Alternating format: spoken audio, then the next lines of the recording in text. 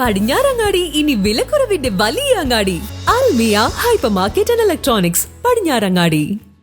Chalissery government LP സ്കൂളിന് സംസ്ഥാന പൊതുവിദ്യാഭ്യാസ വകുപ്പിന്റെ പ്ലാൻ ഫണ്ടിൽ നിന്ന് അനുവദിച്ച പുതിയ കെട്ടിടത്തിന്റെ നിർമ്മാണോദ്ഘാടനം മന്ത്രി MB രാജേഷ് നിർവഹിച്ചു.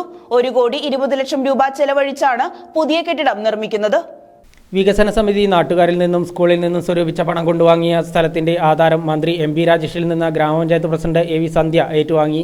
ഉദ്ഘാടനത്തിനെത്തിയ വിശിഷ്ടാതിഥികളെ പഞ്ചായത്തിന്റെ അകമ്പടിയോടെയാണ് വേദിയിലേക്ക് ആനയിച്ചത്.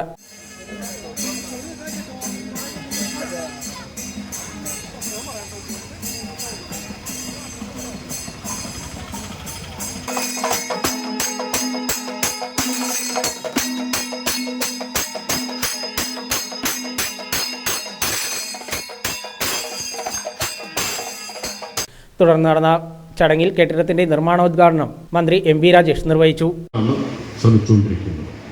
ആകെ തൃത്താല മണ്ഡലത്തിൽ ഇപ്പോൾ സ്കൂളുകൾക്കും ഗവൺമെന്റ് കോളേജിനും മാത്രമായി 49 കോടി രൂപ അനുവദിച്ചു കഴിഞ്ഞു. 2.5 കൊല്ലത്തെ കണക്കാണ്. 49 കോടി രൂപ അനുവദിച്ചു കഴിഞ്ഞു. കൂട്ടത്തിൽ പറയേണ്ട വേറൊരു അഭിമാനകരമായിട്ടുള്ള പ്രവൃത്തിയാണ്. ചടങ്ങിൽ ഗ്രാമപഞ്ചായത്ത് പ്രസിഡന്റ് AV സന്ധ്യ അധ്യക്ഷയായി. Ponnani parliament member ET Muhammad Basheer മുഖ്യാതിഥിയായി. കെട്ടിട നിർമ്മാണ ഫണ്ടിലേക്ക് സ്വർണ്ണ കമ്മലുകൾ സൗജന്യമായി നൽകിയ ദാനിയ, പ്രഭുത എന്നീ വിദ്യാർത്ഥികളെ മന്ത്രി ഉപഹാരം നൽകി അഭിനന്ദിച്ചു.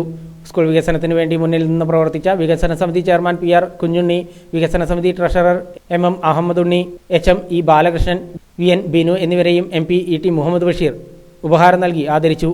പൊതുമരാമത്ത് executive engineer Rajesh Chandran report അവതരിപ്പിച്ചു.